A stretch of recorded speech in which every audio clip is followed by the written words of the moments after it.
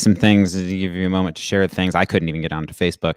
Hey, are we live? We're live. Welcome to the Nonsensus. Welcome to the Paradialectic podcast. Welcome to a combination of those two podcasts. Usually Wednesdays, have a little conversation with my friend Chris Orozco, shadow integration aficionado, coach, and general enthusiast. And we talk about shadow work stuff. We talk about nonsense. We talk about everything. And with my friend Eric Miller, PhD, clinical psychologist. Typically on Thursdays, some Thursdays, we'll do every other Thursday or so, we'll do a podcast that is a little bit more, I don't want to use the word serious, but sincere and trying to do something, figuring stuff out by having conversations. And that's called the Paradialectic. Paradox and dialectic. See what we did there. And to see what we're doing today is we're combining both those things, and we're doing a Paradianonsensus about hope and fear. And it's a very special day for a lot of people in the good old US of A, formerly or also known as Turtle Island. What happened in America today? And Zach, just before we get into that, I'm looking for where you have the link that I can share. On the Book of Faces. We are beaming to the Book of Faces. So if you go to my Facebook, it'll be beaming there. Mm-hmm. Yep. And there we go. Okay. And hello everyone. Seems we have 4 have joined. Let us. All right. I shall ask that question again. I'll start with you, Chris. Chris, what's going on in America today? Oh man, lots of stuff. We traded out weird old guys. We got a new one. We got rid of the old one. We got a new one. We traded internal problems for likely external problems, and we're shifting some things around. We're going to try another way of doing things.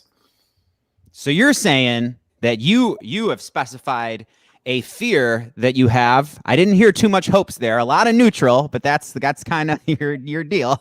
But so you think that we may be about to fuck around and find out what happens when our problems are outside of our lines, our borders? Mm-hmm. Well, I think we're just going to go back to the way things were when most of our problems were outside. We're just probably going to go back to war, probably going to go back to bombing some people that don't deserve to be bombed, probably going to go back to doing all kinds of heinous stuff that we did before. So we're just trading out problems for different problems. Well, your pessimism could also be called honesty, and I appreciate your honesty about that. Brick, how are you? How are you about this trade-off? I am ecstatic, and I'm happily ecstatic. I think that we've traded 2 old guys. And I kind of have a motto, and it's live in peace and travel to adventure. And I'm really happy that kind of the general fabric of the reality is might be tested on a political end in this country a little less, so that we can actually focus a little more on a bit of growth and healing in between. The world's got plenty of problems, and I just like less of the problems be coming from the top down. And even if I end up disagreeing with a bit of what happens in the Biden administration, I don't think I'll be as constantly aghast as I was with the last one here. So I got to say, I'm a little ecstatic. I feel like there's a bit of a weight lifted off my shoulders here. Thorough and sincere. Does somebody want to ask me the question? I was just about to. So what happened, Zach? What's going on in Turtle Island today?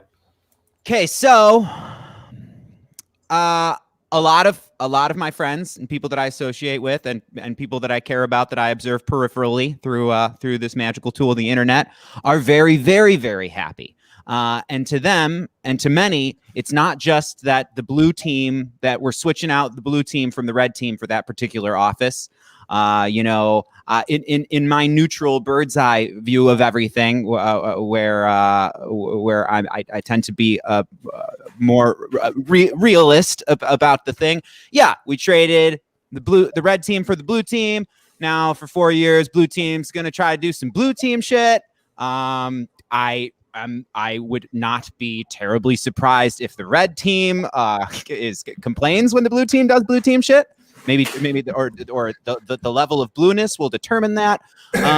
But I know that for many, and really for myself, I am so not above and removed and meta about the last guy really scared me. And then it would be like, and this reality tends to do this too. Like he'd do something horrifying, or say something horrifying that sent a shockwave of fear amongst a lot of people. I remember several times where like a friend saying like, okay, because of something the president just said, my mom thinks she's not welcome here. My family is scared that we might have to leave America. Like that sort of shit not being a thing so much anymore, or at least not coming from that angle, is really gonna, the word bring happiness to my life. There is a big and to me very loud and ugly problem that is changing faces now.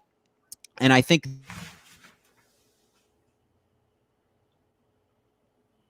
Zach seems to be a little bit frozen there. Yeah, he does. He'll be back in a second. Look at that bite. Look at that face he's making. Guys, little chipmunk. He's like a weird chipmunk. You can see the scorn in his face. That's right. Looking down his nose. Yeah. Well, I'm glad you guys have such an optimistic tone about this whole thing. I'm kind of the mind that we're being played either way. It just depends on what way we're being played. Well, I think for me, I get it, and I totally get it. Is just I like being played at the level we used to be played. The one thing that back in 2016, I was starting to get really worried as Trump was getting more and more popular, because the one thing I knew about Hillary is she didn't want to see the world burn. And it really struck me that Trump just literally didn't care. And it was that absolute lack of caring that wasn't a left or right thing for me. He was, to me, a total wild card. And having been more on the right when I was younger and kind of more willing to kind of be okay with a Republican president, like not the second Bush, but the first, I was actually a little bit okay with. But this seemed to be a whole different animal. Like this is not a polarity here. This was a wild card direction, like cartoon Batman villain sort of thing, in my estimation. Well, see, that's a really interesting point, and I feel like we'll probably get into some shit about this. But my understanding of it, my experience of it, witnessing him kind of come to power, which is why I don't really share all that. Like, I definitely feel relief in that my neighborhood will probably not be on fire within the next month or two. Good thing. But it's hard to celebrate that, because it's especially hard to celebrate that when everybody's talking about unity, when I know that if what we have found to be a legal election process were to go the other way, my neighborhood probably would be on fire right now. And so it's hard for me to accept these words of unity when I feel like they're being said with a gun to my head. And that's a very different topic, and I agree with you very much there. A big part of what Zach and I have been talking about is the extreme part of what brought us into the Paradialectic podcast is the extremism that we were seeing among the people that were on the left. And then we just saw a version of that extremism with people on the right. And a big part of kind of what we're talking about is how do we identify and kind of step back from just that kind of match to the fire sort of mentality all around. That's exactly what's weird about it to me, is because I always saw Trump as a response to that kind of mentality. I agree. That there was this like authoritarian thing coming from this direction. And then Trump was the natural and predictable response to that. So I didn't see him as the Batman villain. I saw him as a natural product of his environment. And I agree. I actually agree with you a lot on that. And that's something that I was kind of calling out. Was I was saying, hey, as the left becomes more judgmental, as the left becomes more, you can't think that. Not only can you not think that, but if you're not thinking the way I'm thinking, you are bad and wrong. I'm like, whoa, that's not what I've ever been about. And that's not what I thought you were about. And this is a big problem. And we're going to get a backlash from the other side. And we very much did. And so, yeah, that's kind of how I see the whole thing. Zach, pick up where, I want to hear from you. Well, I really agreed with what Sam Harris said when it was real late in the Trump administration. It was like just a month or so ago. And he said, I figured it out today. I couldn't believe why anyone would be attracted to or give their loyalty to Donald Trump, the person, the character. I don't even know why, even if their political issues were being championed by him, that even that would be enough for you to not see how much this guy is characterized by villainous things that we tend to, you know, judge within ourselves and stuff. And he's like, I figured it out. He's like something like pussy grabber Jesus. Like, he's all of the things that this team, this you know, element of people have been being shamed and repressed about all these things.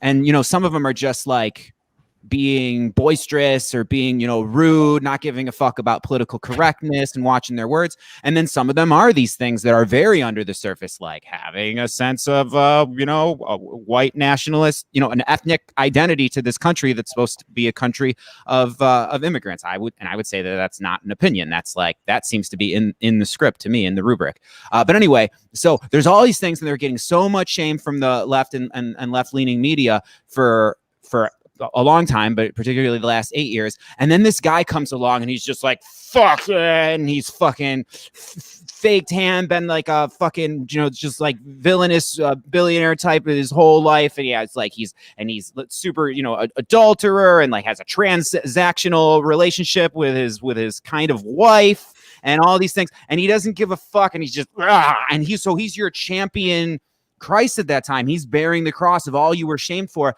and he's just signaling without even saying it, and sometimes overtly saying that you don't have to be ashamed for being what you are, which is like me, you know. And so I think that's a might be an effective way if somebody's actually curious, who is like lives in Wokistan. I really like that Eric Weinstein and crew have started saying, so several people in what is called like the intellectual dark web, or what I see as the remnants of that. That's like a specific group of people. But anyway, there's some podcasters that I like that say, you know, there's right now we're split into the countries of Wokistan and Magistan. And the Magistanians and the Wokistanians like aren't talking to each other, so they're just, you know, that whole thing. But if anybody who lives in Wokistan like wants it to, like, is curious and actually wants to ask, like, what the fuck was appealing about Donald Trump, I would say, like, imagine if I could make it something like, I'll do something more like masturbation. Like, you are a frequent. You're just jerking it all the time, and that's, you know, all right, you're not hurting anybody, but you're the only one who knows that, like, whenever you're out of public sight, like, you're just constantly masturbating, and the public for a decade is like, just, you're seeing so much signals of like, if you masturbate, you are such a awful person, and if you're doing it frequently, you're awful, and if you're doing it, you know, to this particular media entertainment pornography, you're even worse. And you know that all of those things are so you, and you know it on a conscious level and on a subconscious level. You're like, those things, I mean, maybe I should try to do something about that. But for years, you're just repressing it. You're just repressing feeling any guilt, and just fuck them, they're wrong. And then this guy comes along and is publicly like, I jerk off all the time. I'm constantly. That's my whole thing in life. I'm just like, I live to jerk. And you know, and I am a jerk, and I champion the identity of jerk. And you're just like, oh my God, thank God. Oh my God. And that's going to be in charge. Thank you. Fuck. Holy God. I could take off this tight belt of shame that I've been wearing. But people, I don't think people see the validity in that. I don't think people see the inherent value and importance and essential psychological, like the psychological essential nature of what happened. They don't see that they created that he's a product of his environment, and that to specifically treat people that way is to not only invite somebody like that, it's to specifically create them. Yeah. And I see the accountability in order to feel good about it. But if the right understood that about the left and vice versa, that's like, that is the problem, is that there isn't a willingness to de-escalate. There is, I just see the specific ways in which you're wrong, and I just need to dunk on you now. We must continue to dunk on each other.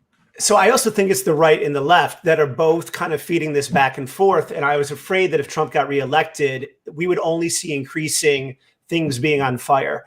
And on a level, even if it still happens, even if we still have protests and riots and overthrows from the right or the left, at this point, I think there's a bit of a pressure release valve. I think there's a bit of a reset, because it's really hard to do self-work when you're literally on fire. And I kind of feel like this is where our country was going to be in 3 months if Trump won again.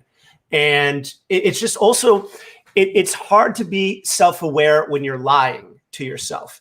And I think fundamentally, even more so than other politicians, Trump was embracing lying on such a blatant and glaring level, on like every level, not even pretending to hide it. And people were still buying it. And again, I also think it's really hard to do self-work when you're not authentic. And I don't know if this other side is authentic, but I think maybe there's enough authenticity there for us to hopefully maybe move forward. And so, yeah, I agree with you. I'm not completely hopeful. I'm a little relieved. I think it's relief more than hope, more than anything. You know, if Andrew Yang wasn't on that stage and wasn't like the delicious cupcake that was, on the menu, and everything else was rice cakes and newspaper soaked in urine, then I wouldn't be as like. I'm not happy that Joe Biden is president. I see lots of ways that could go bad. I also see lots of ways now, particularly since like, because there was a time where it was down to him and Bernie. So I was super Yang still to this day. Like if Yang wins mayor of New York, I am going to attempt to spend time. I don't know if I could live in New York, but like rent a fucking little water closet for a month and try to really apply myself to there, because I crave so much for there to be leadership that is going with the currents of what I see as obvious progress. And that's not left-wing stuff, I don't think. There's some left-wing flapping moves that I want, but like problem solving. Like we need adults who aren't, well, it would be nice, I think, if they weren't septuagenarians. We're going to have a period of time where an 82-year-old man is currently like making decisions for the free world. I mean, maybe we get there. Anyway, having that base of comparison, and then also Bernie, but also now, I think a lot of us who, it might have been a spooky situation to have someone who billed themselves as democratic socialists, like versus Trump, with the temperature being that high. Maybe this boring, so not what the most well-armed and delusional population of in the world fears and hates so much.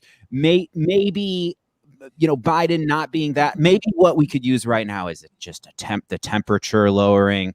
That might be nice. But anyway, having the base of comparison of Yang, like I just knowing how much, because I think that, his campaign slogan was it's not left, it's not right, it's forward. And that is precisely what we need right now. And I really think that him particularly, and just others who aren't like deeply embedded within the blue team, there's a way for us to take a lot of these problems that are fucking killing us right now to just switch tracks. There's a lot of things that are like phantoms of the past, and it's like obvious moves to disengage from just fucking looping. It's like a person who's in a loop. Our country is like a person who is looping sometimes, and it's like anyway.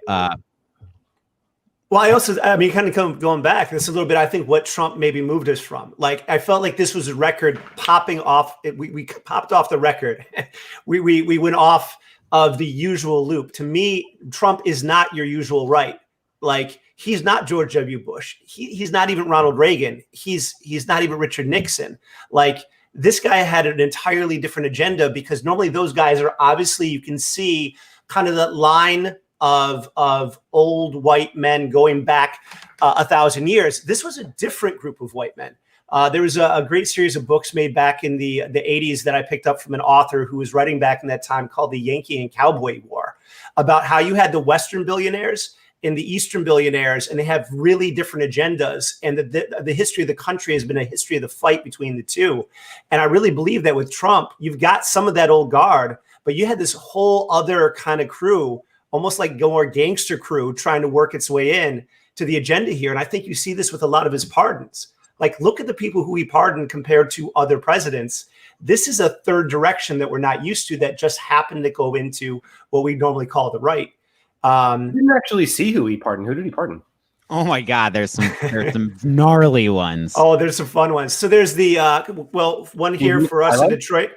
Kwame Kilpatrick he was commuted. So Kwame Kilpatrick there's different opinions on Kwame, but generally the thought is he had a hand in the murder of a stripper that performed at his house, there's so much corruption. He basically got busted for a lot of Al Capone style tax stuff because they couldn't get to him for deeper crimes.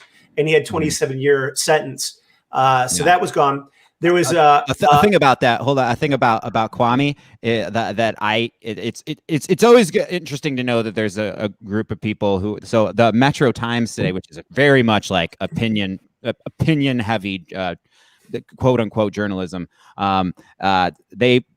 Their headline today was Trump was right to commute former Detroit Mayor Kwame Kilpatrick's sentence. A movement to #free Kwame had gained steam in recent years. On his last day in office, Trump finally did something we agree with. And it's like such an opinion. But anyway, there's a group of people that are happy about that one. List some of the other gangsters. Well, another one, this is just like so random. There's the Ripple is a major cryptocurrency, just got busted by the SEC. And there's this guy who has this serial history of stalking and accusing other people of being pedophiles who got busted multiple times in multiple states for this behavior. And Trump randomly commuted this guy's sentence. Like I actually read more deeply into him. Like there has to be something redeeming here remotely. And no, the guy was a scumbag through and through. And it just goes on and on and on like this, where it's just people like bribing his family or something along those lines is my logical jump here. Every single person, there's a very obvious like benefit that it personally benefits Donald Trump, which is such a fucking mobster gangster move, right? And it's like somebody was saying comparing it to Obama's pardon. It's like as if it was just the number of pardons. Like, dude, Obama pardoned a lot of people too. And it's like, yeah, but a lot of his pardons were like making a political moral statement. Like there was a lot of nonviolent drug offenders. Like that's what you tend to do with pardons. And then you sneak in a couple, helping out your buddies. Donald Trump just helped out his buddies. And then there's like Kwame, where it's like, it's obvious that there was some sort of quid pro quo there, Steve Bannon is probably the most ironic on multiple levels. You have the guy who Trump fired, who then ended up creating a charity to fund the wall that was supposed to be funded by Mexico. And then he ended up taking all of these donations from his own side, then misappropriated all those funds, and then got pardoned by the person who started the whole hoopla to begin with. I mean, it's just this amazing house of illegal cards. It's amazing. Yeah, how about that? Nothing exploded today. I'm so happy about that. And back to the problems about raising the tension and temperature and division to the point where it's at a fever pitch, and we're all terrified about either result of a pseudo-democratic election. And I think that we aspire to be democratic, but right now I got to put that word pseudo hyphen in front of the way we elect presidents right now. But anyway, oh shit, did I lose it? I forget things sometimes. Oh yeah, that it's not just like you're worried that your neighborhood's going to be on fire or which neighborhood's going to be on fire if it's red team or blue team, and it's not supposed to be like that because that's a violent threat.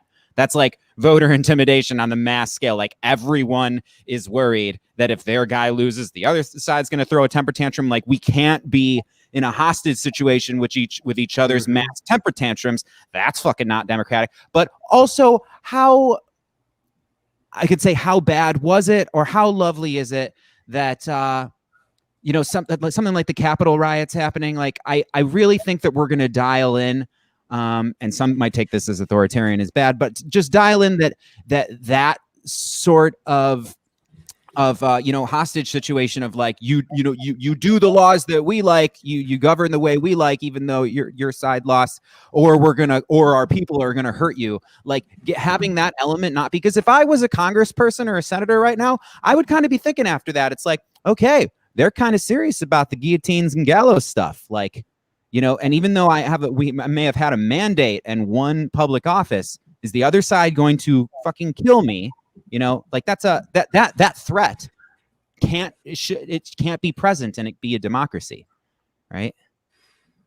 Well, I think it's going to be really interesting because, like, yes, we'll probably have less violence in the streets as a result of Biden being in office, because the people that are most likely to bring the violence to the streets are on top now, and so that's great. In a weird sense, it's great. It feels kind of like hostagey, but still better than nothing.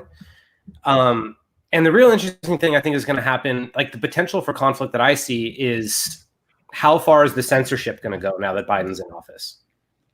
Because There's been a lot of things there's a lot of people that have been censored. And I'm not just talking about Trump being taken off Twitter. There's been a lot more on top of that.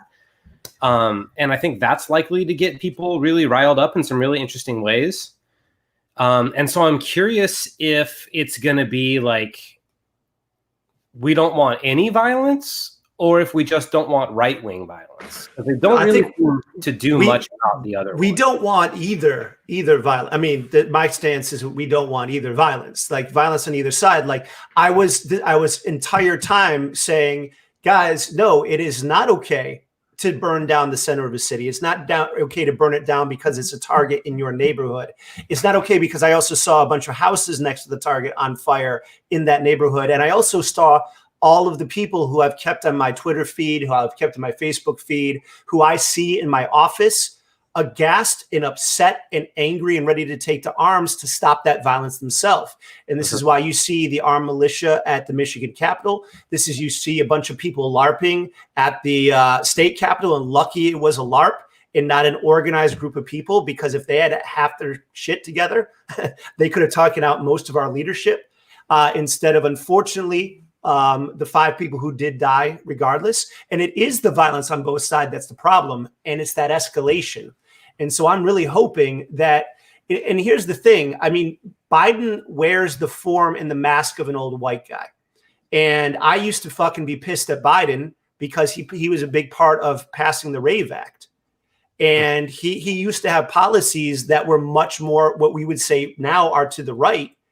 And he actually, in the biggest kind of criticism against him this summer, why so many people did not want him to be president, is he was not going to be liberal and open enough. And I see him and his administration bullying people who are both competent and truly and legitimately diverse, and not as just a show, and putting them to key positions. Well, he also said Antifa is an idea, which really kind of bothered me. What was that? He also said Antifa is just an idea, which I thought was really kind of terrible. So what is your take on that? That it's ideas don't burn down buildings. Oh, I think they do. Yeah, they do. I completely disagree with that. I've never seen an idea do anything. I've only ever seen people do things. So that gets really philosophical, and it's like, there's not a sweet spot or a right answer. We're figuring out the role of government, and we're always going to be doing this thing where we're like, don't have branding. Ideas don't have meetups. Ideas don't have organized groups. Ideas don't do rallies. Ideas don't do any of that. They just exist.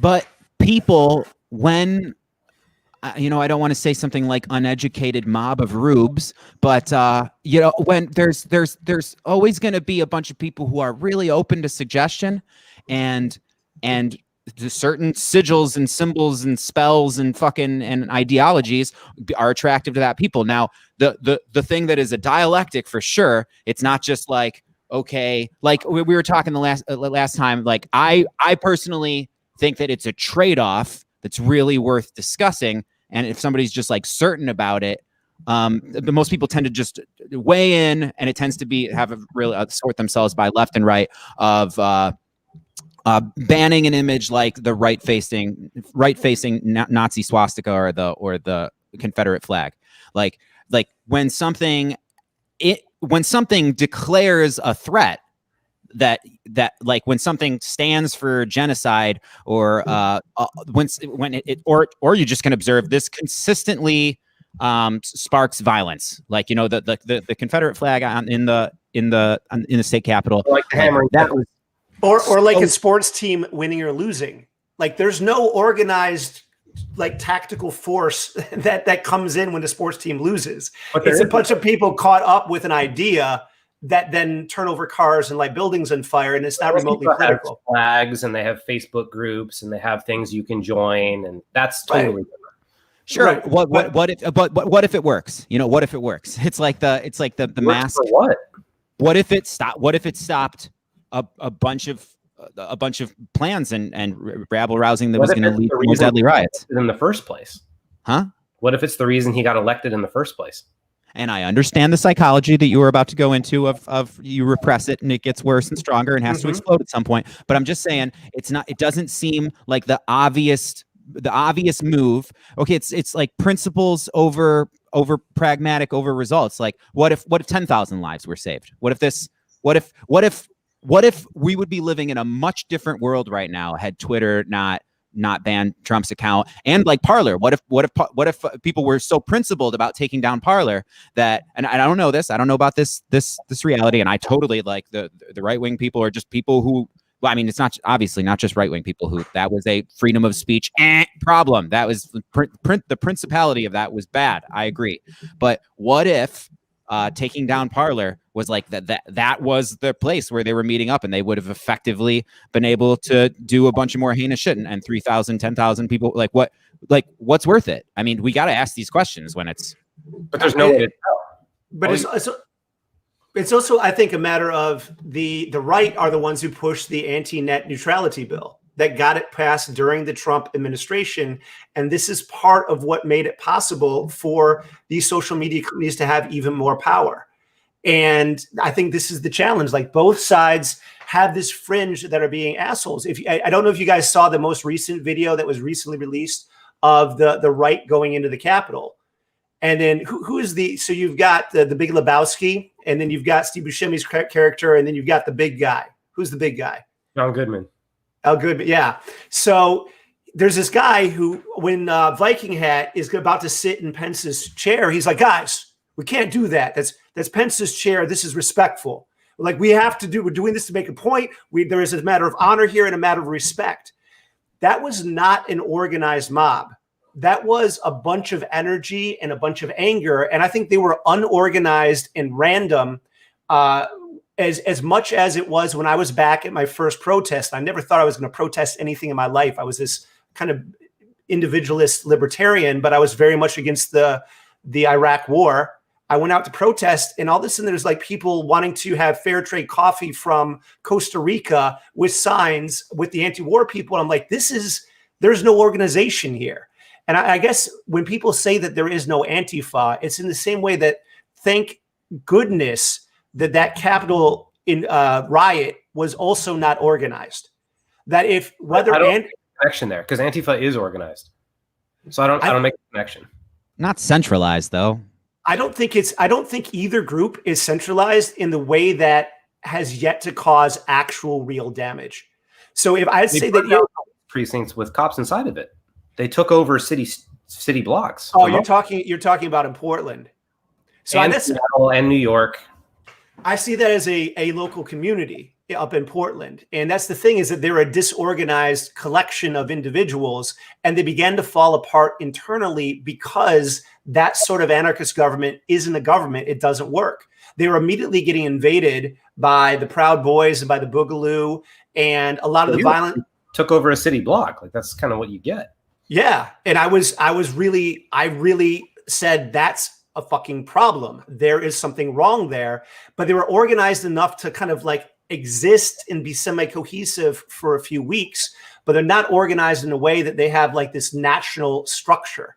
And this is the problem with anarchy, is it isn't self-sustaining. Anarchy naturally falls apart. And I guess this is when I kind of go with the statement, Antifa is not an organization. It's more of a loose disorganization. But it's definitely not just an idea. And I agree with that. Well, here's an argument for that.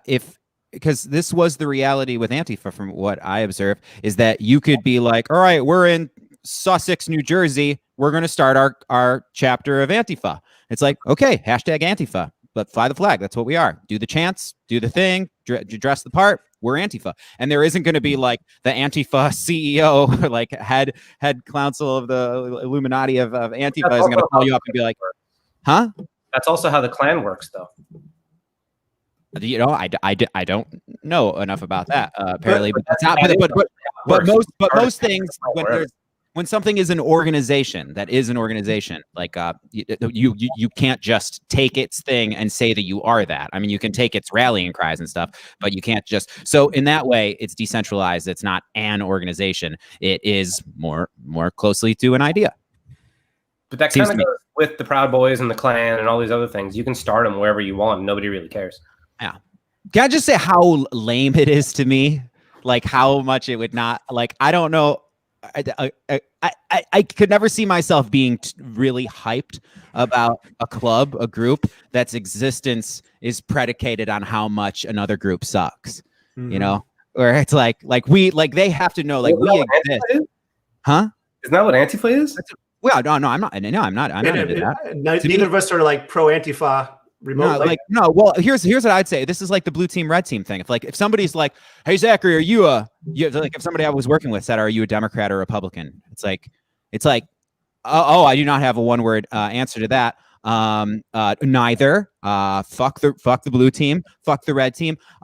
However, to my values and some things that might just be like I'm running a lot of programs my programming as it was from age 0 to 27, like it just like emotionally occurs to me that the blue team is consistently and by design less awful to me. Like I perceive their choices like as less awful. So when you've got my arm totally like twisted and a gun to my head and a rusty dagger like to my back and a fucking mangled shovel to my vagina, and you're like, you're right, you got to make a fucking choice, kid, one or the other, red or blue. I'll say blue every time. Abso-fucking-lutely. Also, if I was in some fantastically hypothetical situation where like Antifa and Proud Boys are facing off like in Gangs in New York, that first scene, holy fuck, that fucking scene. And it's like, and there's something that's like, there's some circumstance where it's like,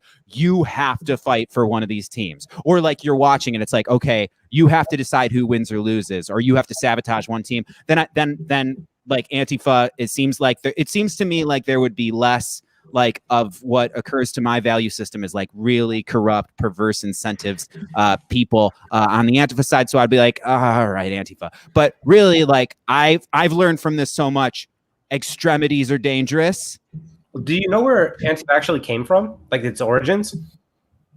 You've told me this before, but it was so disinteresting to me that I didn't stick to the bones at all. I haven't heard, Chris, so why don't you inform me?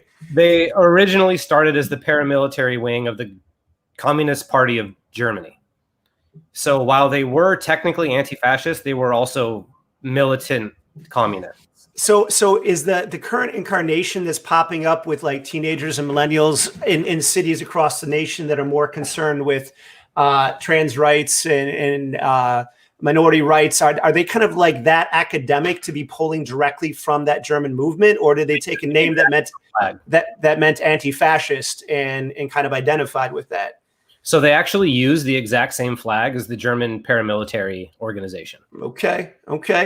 But just because there's a few history nerds among them doesn't mean that they're all kind of down with that idea. You know what I'm saying? They also walk with the hammer and sickle flags. And so I get that. Communist is a big part of some of the left. America, and they do all the normal, typical militant communist stuff. So it's really all in line with every militant communist group that's pretty much ever existed. But the little cell that never asked the leadership, because I'm not sure if there is that in Sussex, New Jersey. That's I'm just being hypothetical, just the editorialist tiny faction that started in Taylor, Michigan, or whatever. Like because they don't have to ask, can we be a cell? Can we be what's the words they say? Can we? Is it cell? Because that has that sounds like dangery. And I don't want to like. Anyway, we want to start our little. It's a club. It's a club. Yeah, we want to start our little club, and we don't need your permission to do it. We're just gonna fly the flag and the hashtag. Like that to me sounds like an idea that you can just do. And also, it's like the idea as someone like I know people who I think are well-meaning and intelligent people down with Antifa, and they would say that the idea is anti-fascism. The idea is that my flying this flag and being a part of this would not be necessary if there wasn't an overtly fascistic, pseudo-democratically elected leader of the what's supposed to be the free world sort of thing. So it's like would that have been a thing if no Trump? Would that have been a thing if Clinton won? It's like, no. Or my question to reverse that on you, would there have been a Trump if there were none of that thing? And I agree. I think I really agree with you, Chris. And that's something that I've been really kind of like yelling about for 7 years, which is that a lot of the movements on the left, as they became more judgmental, as they became more exclusionary, as they became more about kind of policing how people think, I'm like, do you understand what that's going to fucking lead to? This is going to lead to something horrible, which is when I started to see Trump rise, like in the March of 2016, I started to get louder and I started to have like some throwdown verbal fights with friends who I really love and respect. And they really misunderstood me. And it became very important for me to learn how to make the point you're making, Chris, a lot better, because I was really bad at making it at the time. And my friends were getting very offended, but I was fucking terrified. And this is why I got a CPL 3 months into a concealed pistol license, 3 months into Trump's presidency, because I'm like, you know what? I am more likely to see civil unrest during this presidency than any other time in my entire life. And that terrifies me. And it wasn't just because of Trump. It's because of the back and forth. So maybe the question isn't what's wrong with Antifa or what's wrong with the LARPers at the Capitol. Maybe it's what is making both of these movements kind of accelerate this extremism and this back and forth violence and this back and forth judgment. Because to me, there's dichotomies on both sides and there's assholes on both sides. So how do we elevate those who aren't? And how do we kind of, without suppressing, how do we process through those who are on both sides? We know thoroughly now, I mean, there was enough anecdotes from history, but we now know thoroughly that extremism begets opposite extremism. And we fucked around and found out what it looks like when there's, very totalitarian, at least seeming fascistic aspirations, guy with a clear and overt personality disorder, and a lack of empathy doing that job for a while. Like what comes from the other side, and I personally just really don't want to fuck around and find out what happens when you inflame the other team to that degree. And there is a hostage situation in that. I do feel like there is a literal gun to the head of those that a lot of people that I really care about. I don't think that I would be all right because I wouldn't go to where the fighting is happening, but I think it's very important that we avoid a hot civil war, even if it's just little spark points anywhere. Anyway, I'm kind of, even though he reflects a lot of my political aspirations, not across the board, but if Bernie Sanders would have won now, and you take how afraid those on the right who are open enough to being lied to, apparently enough, where that they fear that Joe Biden is too left wing. If they had to deal with the reality of their guy going bye-bye and incoming somebody who has overtly said I'm a democratic socialist and has I have participated as a Bernie bro in the past. Well, I don't know if I was particularly bro-y, but I was down with that openly, and a lot of the people who are down with him are the ones who will spew vitriol for anybody who is any bit conservative or complacent in the existence of a Republican Trump party. That whole situation, if you affiliate or anything like that, you are wrong, and it's time for guillotines. I am almost kind of glad that we have this boring, subpar, signals to the people that are afraid about things that I think that they can, their ideas can totally fuck off, in my opinion. But I really don't want it to escalate any further. And I think that the people who think that they want it to escalate further, especially those who are leaning towards the blue team left wing, it just happens to be this really shitty situation where we have the right wing element in America currently contains some of the most well armed and deranged people in the history of the species. I'm getting some mixed messages from you, because it seems like you're interested in talking about uniting and all these sorts of things, but then you also say people that think this can fuck off, and that seems to be not really congruent. Because really are giving credit to why people would be afraid of these things. People literally watched their cities burn all summer, and not a single Democratic person did a thing about it. So if they're afraid that some shit's going to happen, they're right to think that. I get that. and I get that I'm being what some like. I know that I have friends that like would say I am cowardly diplomatic. But one thing that I see happening with, I'm not calling myself mature, but I have been maturing. Maturation is happening. And one of the things that I think defines maturity is you stop being about like your principles. Sometimes you got to be pragmatic, especially when we're dealing with people's safety. Like Mel Gibson in The Patriot, and he says, "I'm a parent. I don't have the luxury of principles." Wait, he wasn't Scottish in that. Anyway, he says, "I am a parent. I don't have the luxury of principles." And what he's saying in that context of that movie is like, if my kids are going to be killed because I needed to stand up for an idea, that idea becomes a little bit less important than objective reality of the safety of my family. And I'm seeing a situation, and I really want us to come down from that hostage situation. I want us all to at least unite in our agreement that we can't. Political violence is off the fucking table, and if it comes by saying that people think this way should fuck off. And I didn't tell them to fuck off. Statements. You did mention it briefly, but I told them no. I said that. Okay, I was talking about white national identity. I was talking about white national identity in that thing. Like somebody who, if you contain the idea right now in 2021, Joe Biden is a little too left. You said the people that are worried about that, those thoughts can fuck off. But I said some of their ideas can just fuck right off. And the one, and if you want me to specify, like thinking and like holding in your heart that the United States of America is a white nation, that it has an ethnic identity, that can get fucked. And I'm like, and whatever we can do to have that be less of a signal out there. It's not like I'm just down for whatever, like just, fuck the Bill of Rights. We got to get rid of that. But that idea can fuck off. I have no sympathy for that idea, but that idea has people, and I don't want that idea to fade into the night and not go have a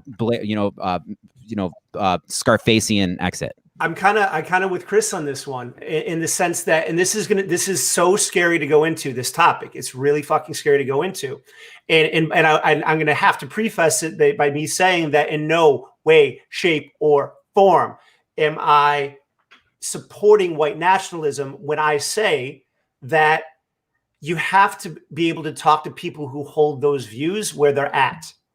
In the same way that people where they have extreme black identity, and they're stating that we've been oppressed for 400 years and that this is wrong, that anger and that rage, there needs to be a room to listen to that. Because the fact is, human beings, we can be in Argentina, we can be in Antarctica, we can be in any country in the world, and people are territorial, and they will go to war over identity. And they're going to go to a war over whether it's skin color or religion. Biology. Almost all animals are territorial. That's what happens. You go to Ireland, you got potato eating white people killing potato eating white people for hundreds of years. And I'm part Irish. So if we don't kind of address that underlying territoriality, that is, we're saying, is entirely bad, and we don't see that territoriality in ourselves or the people we love and care about and how they're acting, then this is where I think we kind of magnify the problem. And yeah, I'll stop there. I think that we disagree about less on this than we think. I'm saying I understand that it's like a hostage situation, and it's very important to me that we do not have threat of political violence hostage situations for how we make our decisions around here. That's not supposed to be the deal. I really want us to get to a place, I don't even know if I would say return to a place where, yeah, I would say we're going to get to a place for the first time where this is really a functioning motherfucking democracy, where when you turn 18 that you have a voice that is equal to everyone. Like, I want that. But right now, the situation that we're in with like the white identity thing, like the people who hold that, I'm totally team Daryl Davis about it, that like those people can be reformed like that. people don't have ideas. Ideas have people. That's my whole thing around here. And I believe in my own capacity to, like, if I found out that my coworker had that, like, oh wow, it became clear today that Ron thinks that fucking the United States is a white nation. Like, that idea sucks. I realize that, but however, I go to work with Ron tomorrow. How might I strategically, like, help him to realize that? And I know that what's not going to work is being like, Ron, you're a fucking racist, and racism is so bad that fuck you, go die. Like, that's not gonna that's not gonna thaw his heart. Like, that's not, it's a more gentle thing. But I am all right with, because sometimes a nation having a bit of a persona, or like this country has made a statement, like some of the things that were stated in this inauguration, the poem, which I thought was pretty magical, and the moment where Jennifer Lopez had a tangent in Spanish, and that was like very much signaling like, fuck that last guy, like things like that. It sucks when it takes on so much personhood that it kind of goes against the democracy thing. But and we've been doing this thing of like, fuck that last guy with the presidency for how long now? I mean, it's just the pendulum swinging thing. Anyway, like, I understand that in the long game, and again, when it comes to principles versus pragmatism, it's like, if I know that we're gonna stir the Arthur Fleck of the movie Joker, like, that guy exists out in society, and I would rather him not become a mass shooter. So, like, as an individual, I feel like I would know what to say or how to be Arthur's friend. But that idea of a white identity of a nation that is supposed to be a nation of immigrants, like, I personally am all right with the United States of America as a person saying "fuck you, kangaroo" to that idea. I would like us to be more. As you always hear me say, what happens to the collective consciousness when you do that? Because from a moralistic perspective, I agree with you. From like there's a right and a wrong, and we need to do the right thing and not do the wrong thing. Like, life is Star Wars. I agree with you, but life isn't Star Wars. So, Chris, in a similar way, I kind of in a way that it sounds like you're sounding like Zach sounding like he's too hard on the right. I'm hearing a real hard on the left from your side too. I'm hard on the racism, I'm talking about specifically the racism now. Right. I don't disagree with anything Zach's saying. I just, and I'm not even talking about being hard on the left or anything like that. I'm just saying that, like, for everybody to unite against an idea is a surefire way to create a supervillain that will stand for that idea. I don't think that any of us have any disagreement there, right? Exactly. You know what? If I knew how many people actively right now in the United States, and how well armed they are, have what I see as intellectual, social, spiritual malware of racism, of white supremacy in their hearts, and that's what they are ready to march for. If I knew that number and it was like 12, I'd be like, all right, I'm not worried about the 12 of you galvanizing because we firmly came out against white supremacy, so fuck it. If there was a shit ton, then that's a little bit more of a hostage situation. We don't know how intense that is. To be honest, like, it was a very intellectually humbling moment for me. There's been times where in the last year where I realized, holy fuck, I thought that was a fringe thing that was dying into the night of history, and it is active and alive and much larger than I thought. Shit. And I guess my question just would be like, then what's the strategy?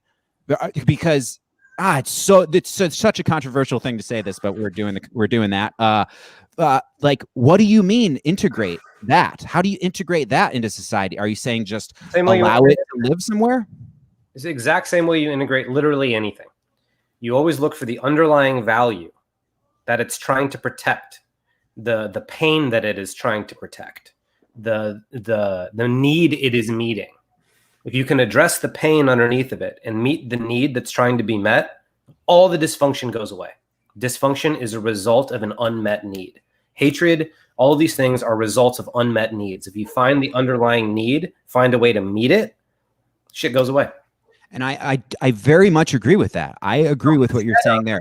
So instead of saying fuck that idea, if we were to collectively say, let's try and understand what would lead someone to think that way and try to collectively deal with that, then we could potentially not have racism anymore. So, Getting the collective to strategically do something like that just seems unrealistic to me right now. So I'm choosing between the nation that I am a citizen of, being able to say that the nightmares of our past are something that we are really reckoning with right now, and that I would be all right with that. After the Holocaust and after civil rights, and then look where we're at. Because we tried your approach, we're right back where we started.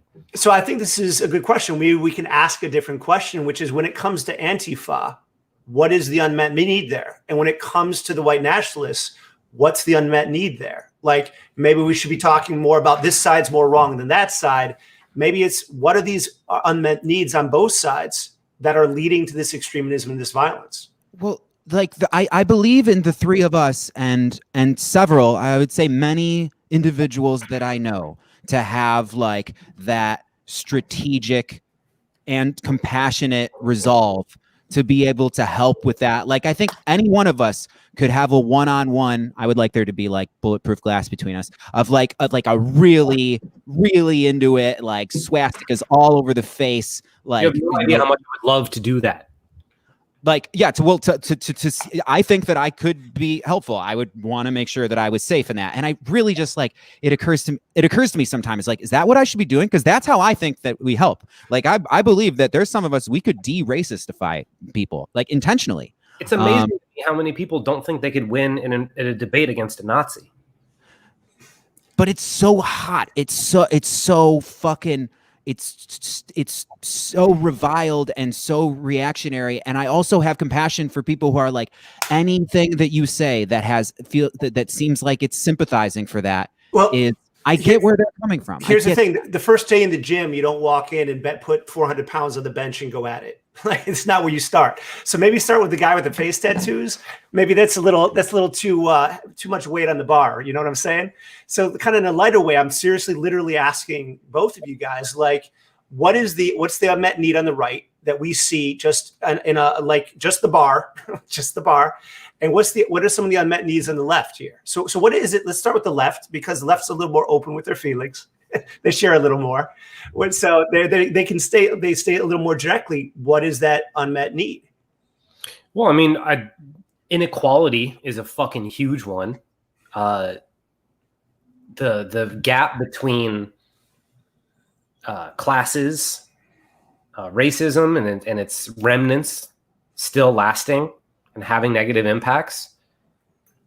Those are a lot of really big unmet needs. Right. And another one that often I think lands in the right side, we identify with the right, is a freedom. And that's when it comes to freedom of expression.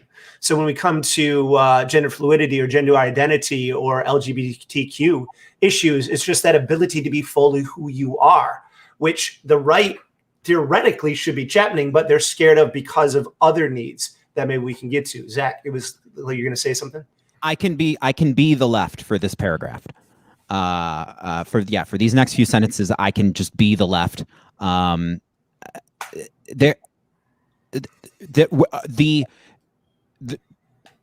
we're not allowed to flap our left wing, like that you know, the whole eagle metaphor. The eagle has a left and right wing. Like that, this government has not been flapping its left wing for the people in some really obvious ways, like some Andrew Yang's proposals or Bernie Sanders. Now, it's a hard that many people would see that as a hard left flap. I personally don't. I think that the thing where Bill Clinton kind of made it so we have two Republican parties. One's diet conservative, one's like diet neocon, and one's like unapologetically conservative. And the idea that we don't have left wing representation, like that's the left just doesn't see our government doing anything that seems even problem solving for the amount of unnecessary suffering that's going on, let alone compassionate or like helping. And if it wasn't for the bank bailouts, like if it wasn't for our massive military spending and bank bailouts and things like that, where it's like, clearly y'all got money, like, because Andrew Yang's book, like War on Normal People, answers both these questions actually really well. Of like what is the rights underlying thing, and what's going on with the ethnic identity thing, and what's going on with what is the left upset about. Does that really, really well. Andrew Yang, War on Normal People. So it sounds like kind of what I was hearing you say was, it sounds like you're kind of hitting at a lot of the wealth inequality piece, like the fact that people can't get jobs, people don't have the income that they see other people in the country having, and there's that disparity there. Is that kind of what I'm hearing? Well, and then the image of the fabulous wealth, or the ability to move money of the federal government, and what they're doing with it. Like if you're blowing people up in a faraway place and calling that defense, and I'm not like, an argument can be made for obviously for everything that is done by people. There's an argument to be made for it, else they would have done it. But anyway, we're blowing all these people up. We've got fucking this many million for this Tomahawk Street Shark missile or whatever, this new cool shiny thing that explodes elsewhere. We're doing all of that, and our schools and our roads and our bridges are crumbling, and there's like these really, really horrible problems with things like the opioid crisis and whatnot, and there just doesn't seem to be any allocation or enough allocation of resources to help people's problems. It's all this stuff that seems to them very cold and mechanical and hashtag Nazi shit. That's what they see, the left. Okay, so let's kind of go to the needs on the right, because I could kind of make a jump here, but just kind of want to kind of throw it back. So what are some of the needs on the right that you guys see? Well, here's a comment that attempts to answer, but I think it's talking about specifically. Oh, take it away. It's not letting me click it. Well, yeah, layers of hate are the products of unmet needs. Like hate is a secondary emotion that comes from a lot of pain and a lot of fear. Yeah. Somebody want to read it? I feel like hardcore racists, like white supremacists, don't have an unmet need. They have multiple layers of hate in them. So, and trying to get universal unmet need. So if you think that way, I highly recommend watching the Joe Rogan interview with Daryl Davis, because he will dispel that pretty quickly. And he will tell you a lot of the reasons that join things like this. And they're all pretty human, and they're all pretty relatable, and they all make sense. And if we were to deal with those things, it'd be a lot easier than we think. And again, I'm in a weird position in the sense that in my job, I sit with people of every political persuasion and background. And I have to get to know these people as well as their sons and daughters and their wives and husbands, get to know them. And some of these people are prejudiced on either side. Some of these people have been through assaults and attacks. Some of these people are felons who have committed assaults and attacks. And to get to know and understand people on that level is challenging but possible. And the things that we vilify and demonize people for, people who who 20 years ago, 10 years ago, if I heard that somebody did the things or was the things that the people across from me were doing, I would go, I would never want to talk to that person. And here's the thing, these people are as rich, no matter what the color of their skin is, no matter what their background is. They're very rich human beings that unless, and I think the exception to this would be more if you're working with a true like psychopath. And I think we've talked about this before, where there's literally no compassion there, that people act out of pain and needs that they have a hard time articulating, or that they felt that they were promised when they're very young. And I think that on the right, this is a part of what the right is experiencing, is that I think that there's been generations of people born in this country that were told, you deserve certain things. And from an objective worldwide perspective, that might not be fair to think. But if you've grown up with a story, you've grown up with a narrative your entire life, and all of a sudden what you thought the world was is being pulled and torn away from you, and that's what it feels like. It doesn't matter whether it's fair in an objective sense, because unless that person is yet able to kind of take a leap in perspective, it's going to feel like a personal attack. And the more that you tell them that they're wrong, because they're feeling personally attacked, the more personally attacked they're going to feel and the more defensive they get. And it doesn't make that them objectively right or good in this objective way, but that's not how people operate. People operate from the pain and the hopes and the fears that they have inside of them. And I guess that's the difficult thing to be addressed, because moralism isn't going to change those people's minds. It's going to cause them to dig in their heels. And that is a much more it's much easier to go, you're bad, than it is to sit down and listen to somebody. That's really fucking hard. Especially difficult to admit that, holy fuck, I might actually be just like this person if I look deep. Mm-hmm. Like, that's the really hard thing to admit, I think, for a lot of people, that this person is literally just me under different circumstances. Right. It's okay that I'm vying for power now because I haven't had it. So now I deserve power. But all of a sudden, you're the one with power now who's then using that power on somebody else. And I think I read this Captain America comic that did the best job I've ever seen of anyone ever describing how somebody can fall into these things. And it was this white guy. They spend like a good 10 pages just giving you this guy's backstory. And he's this white guy from an abusive family. His mom and dad were addicted to drugs and they would fight all the time. And so he grew up in this fucked up family and he got really into drugs. And then so he got into crime and then he got thrown into prison. And then the only people that in prison would take care of him and watch his back were the racist. Since it's a comic book, it was Hydra instead of, Nazis. But it was like Hydra people in the gang or in prison were the only people that would take care of him. And then afterwards, he couldn't get a job. And so more Hydra people were the only people to offer him a job. And so next thing you know, he's hijacked this train with explosives and Captain America is trying to talk him out of it. And he's like, dude, I can't, I'm too far gone. And so he just blows himself up. And that was the most humanizing view of this I've ever seen. Same with like American History X. I was about to say American History X really knocked it out of the park. Yeah. And it's like, that's what we forget, is that these are human beings that we're dealing with that are just like us under different circumstances. If we were born into their circumstances, we would be them. Like end of conversation. And that common humanity is what we really need to be seeing. And that our emotions function the same way. My hatred towards whatever it is I hate is fundamentally the same as their hatred. It's just pointed in different directions. And so if I can understand my hatred, I can fundamentally understand their hatred. And if I can resolve mine, that at least gives me a leg up to help me resolve at least some of theirs. That's some really adult shit. And not everybody's there. Back to the pragmatic or principled thing. It's like, we understand this. How long has the movie American History X existed? Like, that movie crushes it on why racism is stupid. Why not just bad and immoral, but like stupid, and it seems to only be attractive to somebody with a wretched hole in their heart. Like, I've only ever observed that. Well, something. It's not attractive to you when your life is great and good. No, I think it is. Like, it is being hateful. Yes.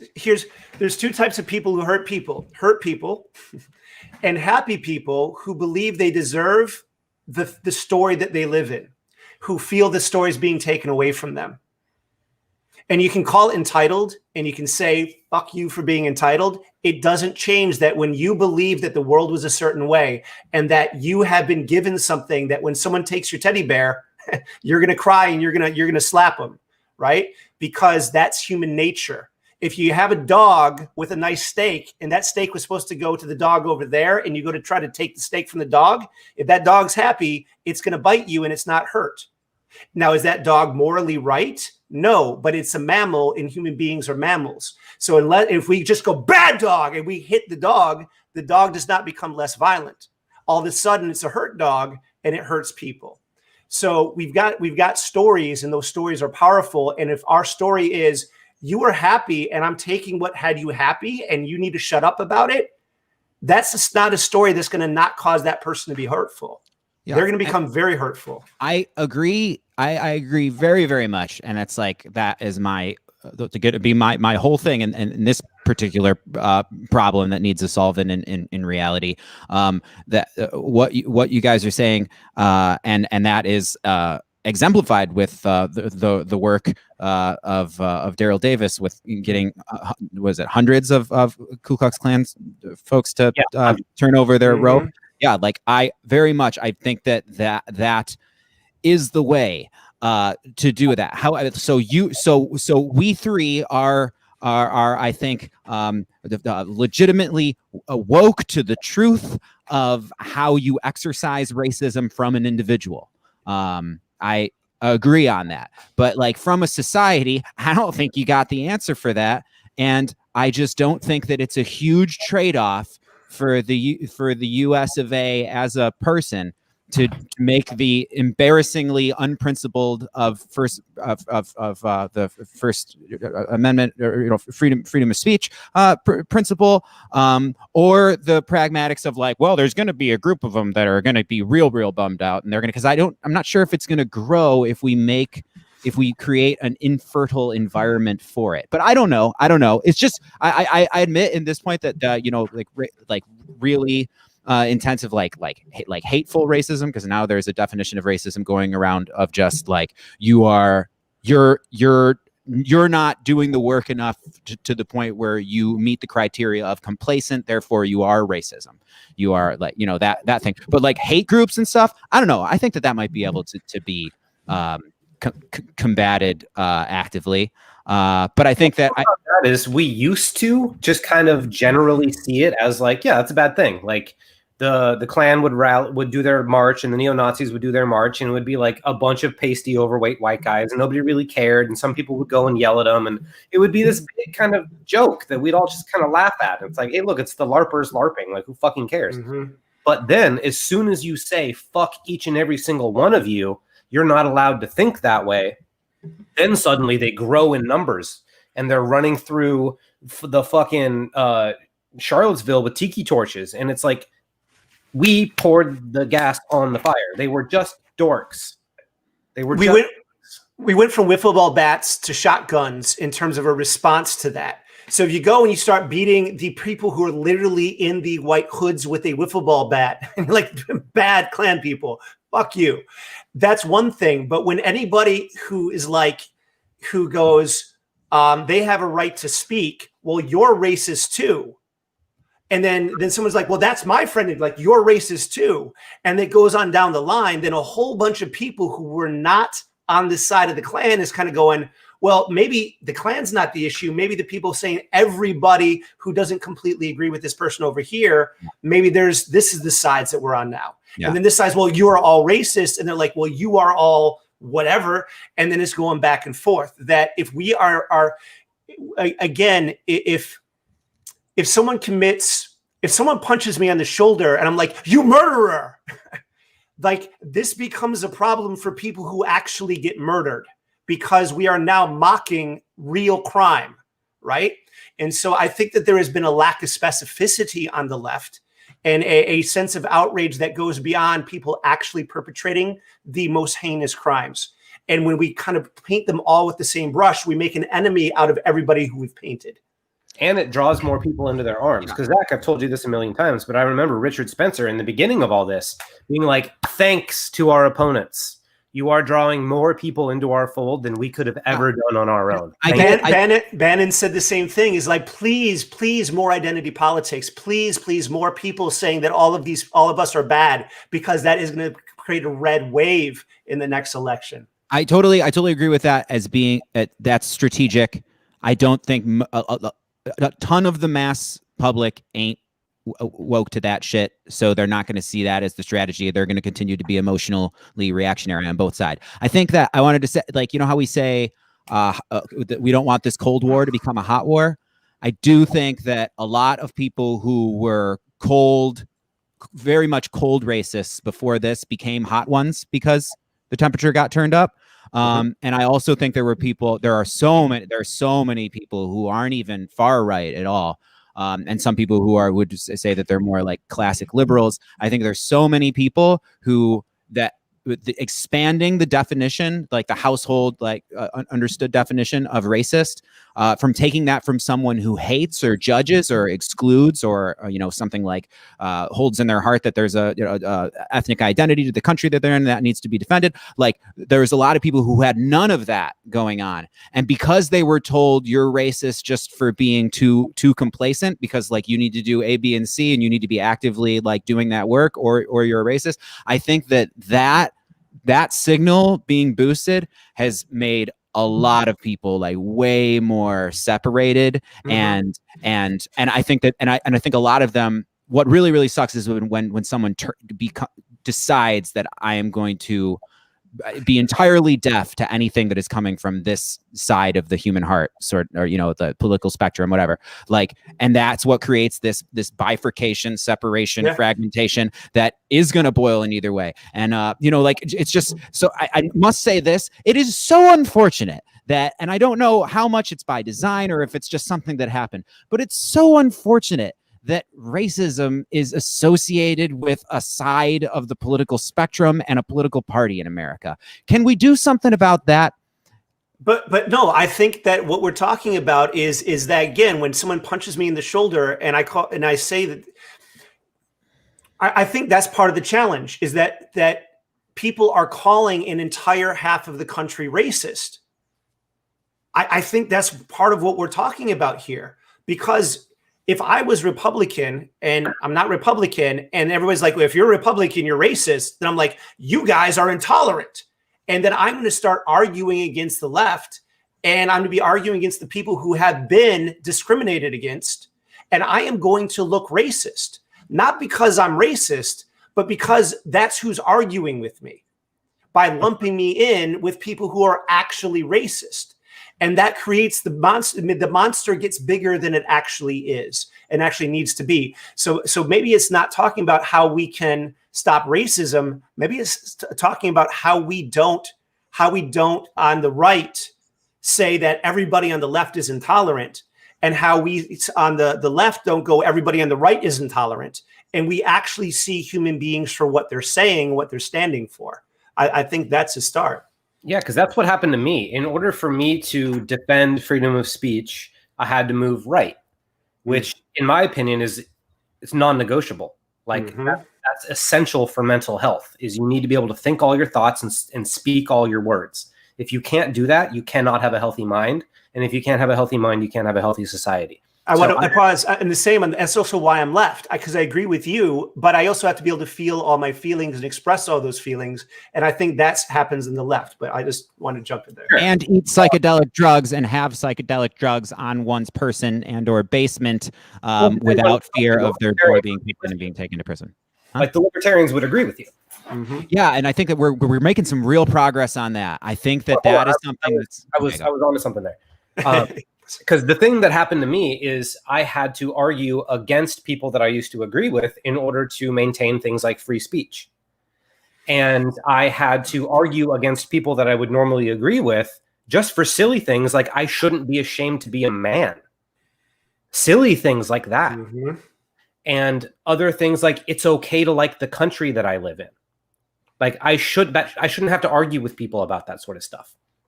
But it was so fervent and so intense that like you should feel bad just because you're a dude. You guys fucked everything up. So fix it. It's on you to fix everything because you fucked it all up. And also like I'm not even white. I guess I kind of look like it depending on the lighting, but I'm not a white guy. And people would constantly tell me that and tell me that my opinion doesn't fucking matter because of all these sorts of things. And it was like I had to fight against those people in order just to have my say, in order just to have my peace, in order to not succumb to the idea that I should feel bad. And that's what I saw happening to a lot of people. They're just like, feel bad for this and feel bad for this, but also solve all of our problems. We're going to attack you. And we also want you to be magnanimous enough to like get over your problems and also solve ours. And I was like, well, that's not going to fucking happen. And so that pushed me further and further and further. And it was really bizarre to watch myself move closer to the line of the people that think the really terrible things. And it was beautiful in a sense that, you know, I'm really into shadow integration. And so what this illuminated for me was where I used to only see evil, I started to see good amongst the evil. And where I used to only see good, I started to see the evil amongst the good. And so it was really illuminating for me. Like I was able to start studying right-wing thought and more right-wing philosophy. And so that led me to heroic individualism, which is like the theme for my entire life right now. Like the idea of the heroic individual brought more life into my experience than anything I've pretty much ever found other than shadow integration. And I wouldn't have found that if I didn't go to the other side of the aisle and start studying right-wing thought. It literally revolutionized my life. But then I also saw the evils of how evil something like equality can be, and how people can smile at you and tell you wonderful good things, and we're going to take care of you, while plotting to kill you if you don't accept it. Like, there's all kinds of things I didn't see before. And so this split gave me access to all these sorts of things, but it also pushed me away into this other thing. And people started calling me racist. People started calling me all kinds of things. Like, my ex-girlfriend dumped me because she thought I was on the wrong side of history, even though she didn't even fucking understand what side of history I was really on. And that type of stuff that I had to deal with over and over and over and over and over again just kept pushing me more and more and more, until I actually got to the point where I was like, do black people hate me? Like, do all these people hate me? Like, is that what my life is like? And it was really alarming, because I actually started to think for a little bit, like, holy fuck, maybe black people hate me. Like, am I hated just because of like the way that I look? Like, what's happening here? It totally fucked my worldview. And I had to do a lot of internal searching and all that sort of stuff, and realize it was all about my shame. But it's like, you really cannot you cannot undervalue the impact that shaming people has on them. Like, it's so deep. It's a weapon of a different type, and it seems harmless. It seems like it's safe. The shame, like, it feels like it's okay. You're wrong. You need to do work. I had these problems. You appear not to have problems. You should feel bad, and by feeling bad, you should help and change for these reasons. But you look at history. That's not how people work. That's not how people change. It alienates and creates anger, unfortunately. The principles and the means here are good. And that's the thing. Like, I went from being more on the right side of the spectrum to the left side of the spectrum, going, I woke up to the fact that I was not a self-made person, that I succeeded because of my privilege to a large part. And that I did a lot of great things. I did it because of the support and the benefit that I had. And I also began to understand how much my friends who I grew up with, who were of different skin colors than me or different orientations than me, how much they suffered as I developed more empathy in my life. But at the same time, within the last 5 to 7 years, those very people who I started to feel so close to, and I had been making changes in my life because I understood their situation, were now to maybe a different degree, because I was different in place in my life, but I began to feel a lot of that judgment and hatred, whether to me or to people around me who I cared about. And I'm like, I became terrified, because I think, like Chris noticed, I'm like, there is going to be a repercussion about this, because if I am having a hard time with this, and I do a lot of self-work, I'm a psychologist, I am very progressive. And if I'm having a hard time with this, what's going to happen to my dad or my cousin or the guy I grew up with down the street? They're not going to process this. They're just going to get angry. And whether they're voting or whether they're acting, they're going to respond, and not in the way you're hoping they're going to respond, not in the way that they should respond to that shame. Yeah. So remember when Joker movie came out? One of the big controversies that was coming from I would assume more left wing flapping feathery folks was that this movie is like communicating a threat, that we need to figure out where our dangerous, festering incels are. And apparently, are you saying what we need to like send a cheerleader to their apartment? Like we need to feed this thing what it needs to fill the void in its heart before it does a mass shooting? Like, no, that's a terrible threat. And that movie does to me kind of communicate this thing where it's like, this is what's going to happen if we don't help this person.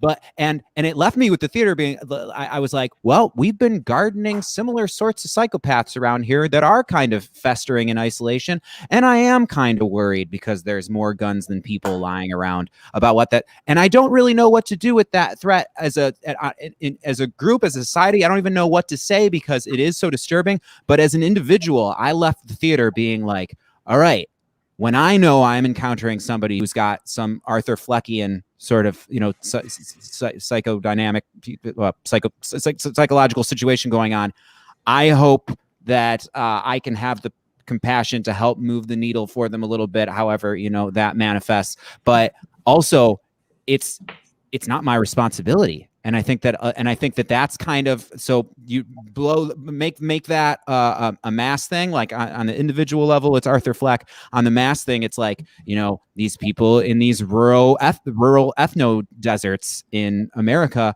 who like feel like the walls of the Iron Maiden are closing in and they're losing their country, sort of thing. Like I as their problem and as their responsibility.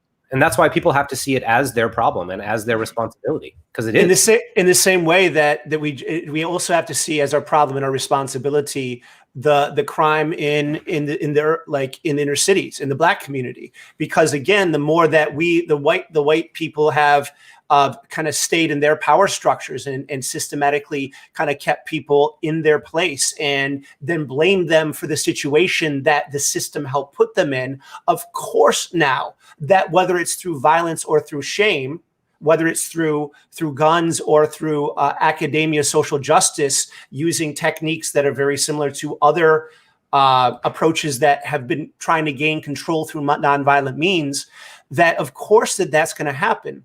So if we don't address the pain that's being caused by the system we're in as white people, or as by people who pass as white, or by cis or straight or whatever we're talking about, that is real pain that also needs to be addressed at the same time that the pain in the people who are white and who do not realize how good they have it also needs to be addressed, because shaming them is not addressing that pain on either side. And I think that's really the key. As long as we're seeing it as one side problem, the other, but maybe that shame and the systems that we're trying to use, one side's using to control the other and the other side's trying to use to control the one, they're creating the reactionary violence because both of them are sneaky shit. That's not fucking fair. Exactly. It seems so by design for me. Like, I think it's obvious that it was very strategic to whatever the blue team could do to make it seem like the red team is the racist team. Like that really sunk in. And then I've got a really, really great anecdote. I'll try to say it as quickly as possible. But a friend of mine who voted for Trump and was more mortified than me in the moment that we were both finding out that he won. So I'm at my dad's house, and my dad had friends over to watch the election, and they're all sure that Hillary's going to win, and they're all ready. They're like at the tailgate, like fucking like so sure that their team is going to win. And then the moment came around where it was getting clear that Donnie was about to take it, and then in the moment where they projected Donald Trump will be the next president, I did my facepalm and felt pretty horrible and scared, and then tried to do the deflecting thing of like, wait, no, this is funny. This is absurd. I'm the nonsense man. I'm going to live in an absurd world where fucking, oh my God. But then I look over to my friend who's much more right leaning, just not as how I am, whatever the fuck. Anyway, and he looks visibly more upset than me. And I'm like, so surprised by that because of the way he is and how his politics tend to be. And I'm like, dude, why are you more upset than me right now? And he goes, dude, I voted for him. And I'm like, because even with him being like, just more conservative-ish than me, I was still very surprised by that. And I'm like, why? And he goes, I didn't think he was going to win. He put the salt in the circle, lit the candles, and the demon actually showed up. He really like the thing that what was it Michael Moore was saying of like, this is for a lot of people, this is their hand grenade to throw into the machine. This is just a declaration of fuck the system. And then my friend was totally an example of that. He was really upset by it in that moment. I think he's been less mortified, across time, and he really enjoyed some of the economic achievements, air quotes, of the Trump administration. But in that moment, he was so upset because there was real guilt there. Because he just wanted to send a fuck you Hillary Clinton, fuck you Democratic Party, fuck you government that hasn't been listening to us. and he got this. Mm-hmm. There's a lot of those out there. A So- lot of that. I have to go, but this has been great. I wish I could stay, but me and my Always girlfriend good talking, Chris. and I have to cook. I have to cook dinner for us before she gets home. Thank you both. This has probably been one of the most satisfying conversations I've had so far. This has been really, I feel like we really got into some shit and actually had some conflict. We're actually able to get some. I really appreciate you both. Yeah, excellent. Always good talking, Chris. Likewise, Enjoy the dinner. Yeah, thank you, man. Yeah. See you guys. So, Zach, we got some special guests next week. Yeah. Who are those? We're going to be bringing on Jason McCombs and Jeff Dudewolf, who are the gents in charge of the Adventuremen's Guild. That sounds magical. This will actually be for me kind of allowing myself to be cold called if I would like to participate in that, because it seems alluring, and I know some of those guys, but I don't know enough about what it is. So hopefully after that conversation, I will. And it was kind of fun because you and I were talking, and kind of I brought up the Adventuremen's Guild, and so the Adventuremen's Guild, for those who don't know, it's kind of like a riskier, more dangerous Eagle Scouts for adults who identify as male. You don't actually have to have the biological parts, but have that identification, and that kind of brings up some things in our day and age. So what were kind of some of the things that came up for you on the good side, and the kind of like, well, what's kind of going on with the men's group sort of thing side for you, Zach?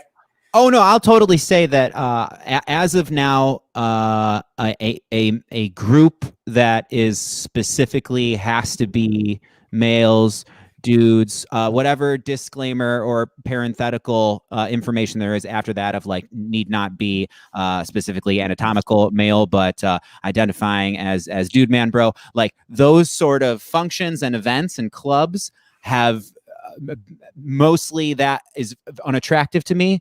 But I remember a time where I was at a Freemason lodge, and they had a really cool one, a historical one, and I just really got a vibe from this group of dudes who I will say were visually ethnically diverse. Which, you know, there was a time where I thought of Freemasonry as like very of the bad. I thought that was of the and something that the guy said got it across to me of like why it's cool to have a fraternity.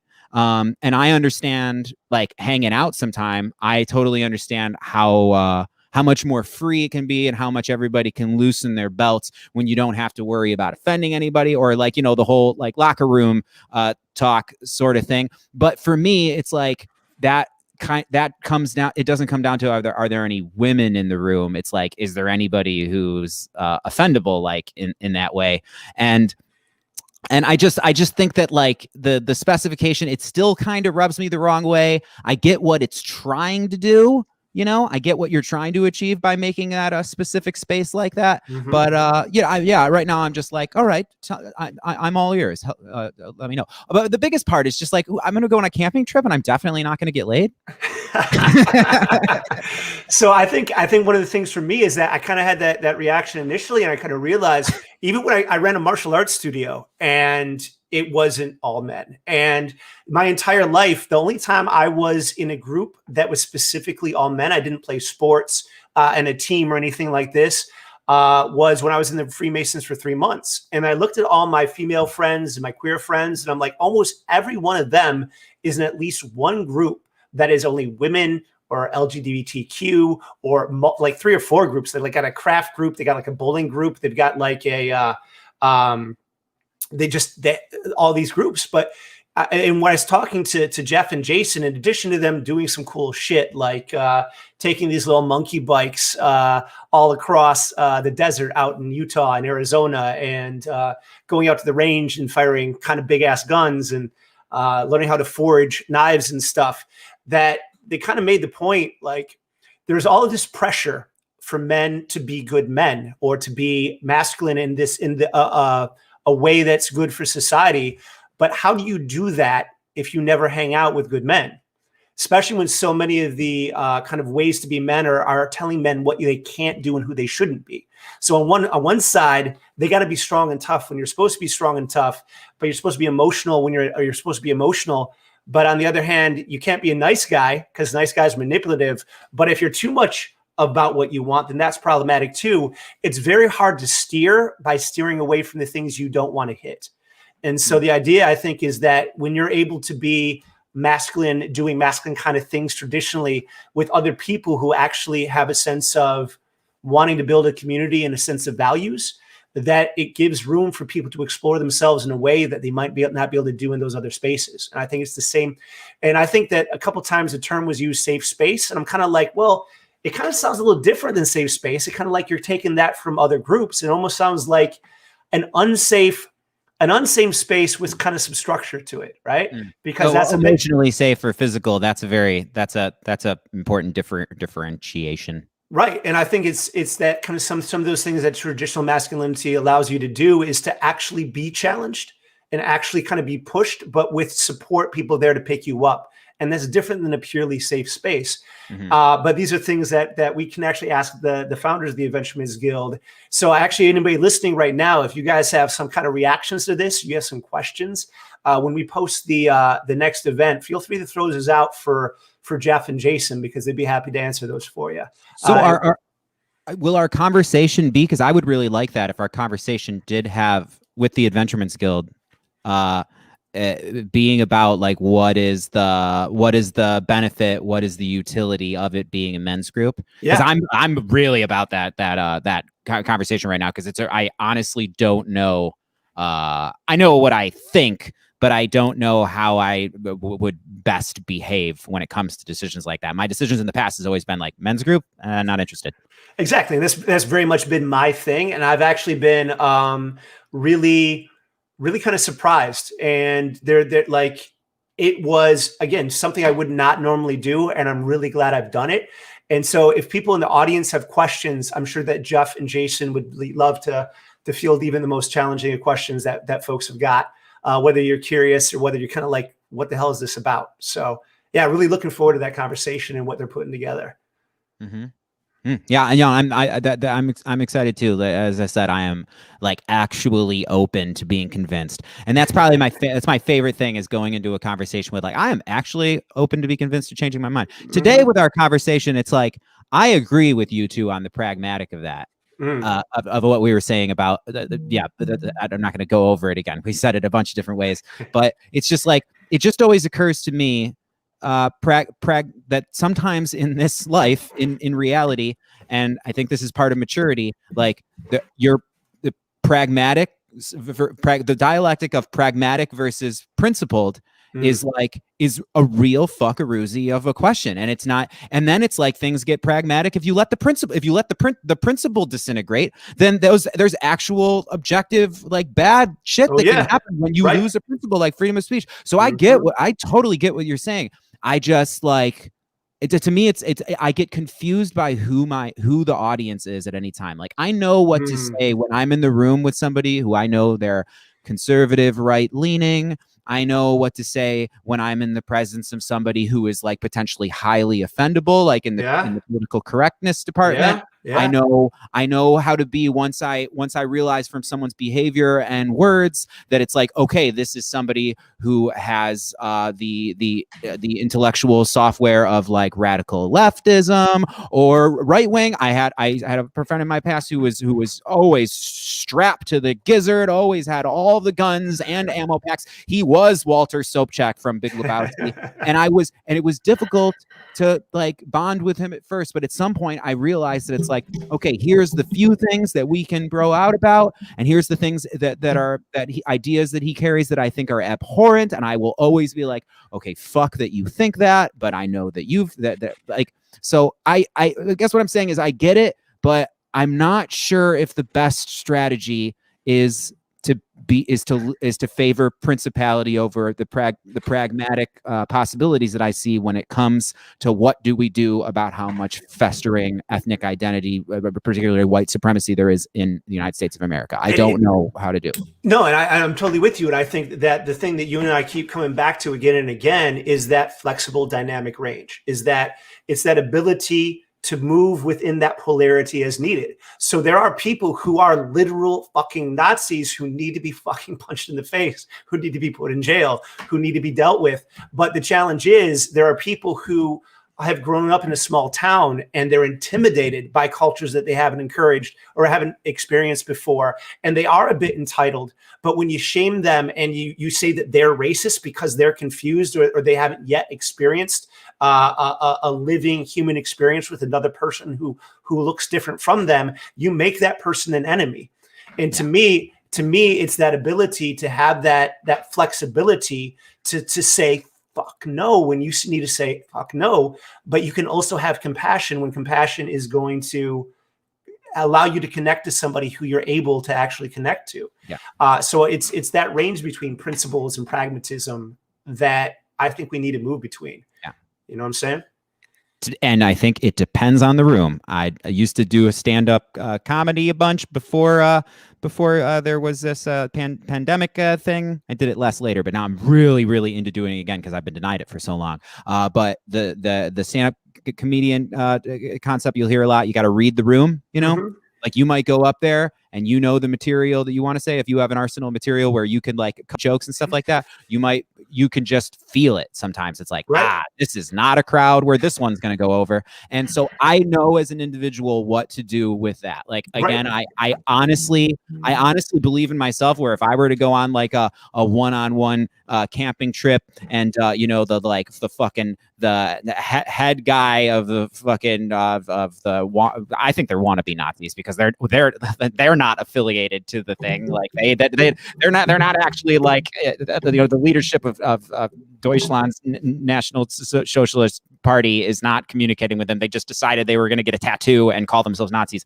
Anyway, like I think that I could take like the most embedded that one, and as long as they trusted me, like after spending, I don't know how long it would take me. I don't know how much ayahuasca, but like I do think that I would know what to do to help de-racify an individual. I don't know what to do about populations who live in ethno-deserts who don't trust me and don't trust anything that looks like it's blue team left wing. I don't know what to do about that. Well, I think one of the reasons why I like doing this podcast with you is because I can't see the audience. And that means that I need to assume at all times that there's someone who's fucking really cool, who is more on the right, that I would love to sit down and have a beer with. And that there's someone fucking cool who I'd love to sit down and have how do you pronounce that mushroom thing? I always get that wrong. The kombucha? Kombucha. Who I'd love to sit down and have a kombucha with. Like at any moment in time that I sometimes think that because I've been a teacher and because I'm a therapist, that I am really good at adapting to who I'm talking to. And what I really love about this podcast is I have to assume that I'm always talking to everybody. Mm-hmm. And so it helps make me, I think, more skilled at just being straightforward and authentic and finding ways to kind of address both truths at the same time unashamedly.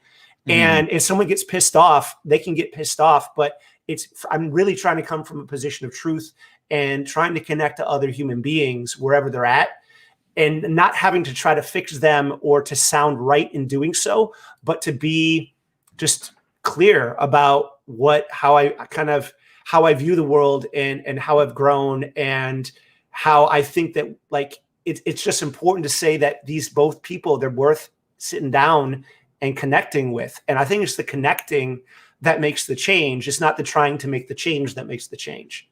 Yeah. If that makes sense. Yeah. And I now am a pragmatic chameleon when it comes to how I'm going to come off a political spectrum identity way. And I used to think that people being a chameleon, there was a word poser. I used to really rag on those people who I saw as doing that in high school. It's like, you're a chameleon. You show up and like now you're a goth and now you're a juggalo and now you're with the preppy kids. So you're dressing and talking that way. Like I used to think that was so inauthentic. And I still do if you're like putting on a mask. But what I'm noticing that I'm doing is like, and this is like how I define spirituality, actually. Like, this is like how I experience spirituality. My spirit is the thing that I don't change, you know? So if I know that I'm in a room and like this is a red room, this is a red team room, and this is this is a conservative space, you might see me behave a different way, maybe lean into certain things, or like just give credence to the parts of the ideas and principles that I think are going somewhere and have merit. What I need to do in order to not feel like I'm compromising my spirit is if somebody says like, say, some racist shit, it depends on how outnumbered I am or whatever. And like, sometimes I just like, if I'm at a huddle of people and they start saying stupid shit, like most of the time I'm going to walk away. Like there's a bunch of Nickelback fans. They're talking about how much they love Nickelback. I don't need to argue that. That's not a hill I want to die on. But anyway, like in a personal conversation, if somebody were to like say something that's like, I need to contend with that, or I need to make it clear that it's like, not necessarily fuck you, go die, but like that idea. Yeah, there's a line there that's got to stop. And I did that in this conversation, and that's what I am in this debate, in the dialectic about like banning a symbol. Like if we were having a specific dialectic about like, is the United States of America gonna make a law about flying the Confederate flag or the Nazi right-facing swastika? Like I personally right now, I lean towards I am all right with the nation that I am a citizen of and that I want to feel somewhat proud of. I would be all right with that nation as a person saying we denounce that as a country. I'm all right with that, but I understand where y'all are coming from with I totally understand about if you repress something, it just galvanizes it. So like what we did today. Like we're friends, but we were subtly calling each other out in little ways. We're subtly challenging each other in little ways. And I think that kind of that's kind of the key is that to be authentic, you need to be able to call out your friends, and you need to be able to call it out, even if you don't agree with them, because if you only surround yourself by people who think like you end up with blind spots. You end up coddled. You end up becoming part of a mob. And whether that mob is on the right or that mob is on the left, you're still in a mob. And all of a sudden, nobody's checking each other. And this is how these things gain momentum. And so what I really enjoyed here is what we were doing tonight, which is kind of going like, Chris is coming more from the right. You're coming more from the left. I kind of like, sometimes I'm both, right? Sometimes you're both, sometimes he's both. But we were kind of calling each other out a bit. And I think that's kind of the key. That's that authenticity. You know? Yeah. And I'm all right with seeming like a centrist, because I see that as I see unity, like real unity, not unity TM, not like virtue signaling unity, but like actually the unity of the bifurcation of America. That fracturing is threatening us now. Right. Well, here's the thing. It's threatening us. And the left and the right have given the center a bad name. And I think there is a huge difference between the milquetoast passive centrist and kind of what we're trying to do here, which is like, fuck you. You're also cool. And you're also cool. But we need to fucking work with this. And I believe that we need the range. We need you and we need you in order at different times. Sometimes we do need guns, right? Sometimes we do need to say, fuck you to that form of thought or that form of thought. But we also in other situations need to sit down and have a conversation about those forms of thought. And it's that range which allows us to really be human and not to fall and become a caricature or someone else's hero or someone else's villain.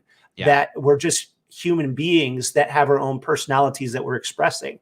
And I think that's the freedom. Yeah. That's really important.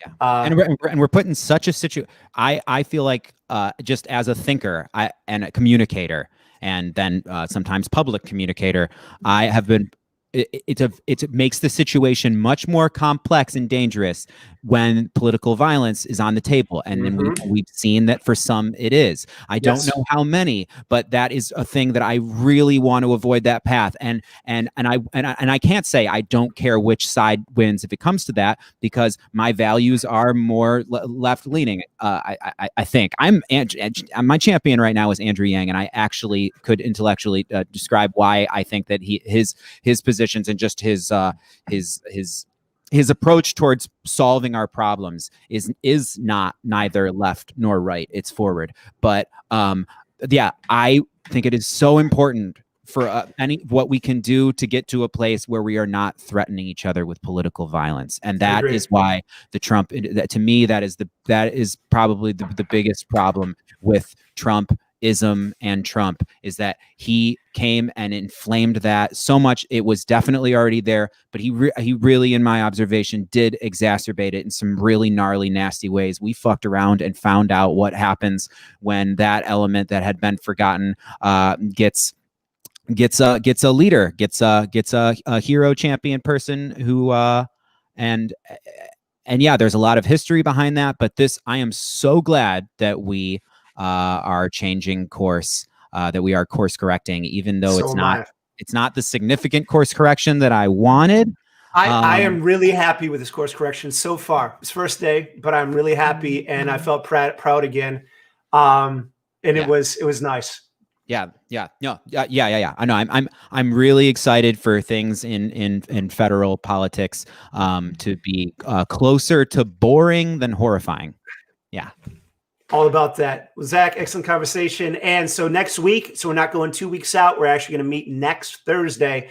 We're going to have Jeff Dudewolf and Jason McCombs from the Mentorman's Guild on. So until then, everybody, have a good night and cheers. Bye-bye, everybody. Happy reality. Take care. And